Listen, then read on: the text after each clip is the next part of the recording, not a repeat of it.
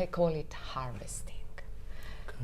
It's the moment in which you work hard all your life. You planted many seeds, you know, like we do. We plant seeds. Some goes well, some don't grow, but you know, this is our practice. And then you arrive in my age. I wanted to celebrate my 60s out of the company, you know.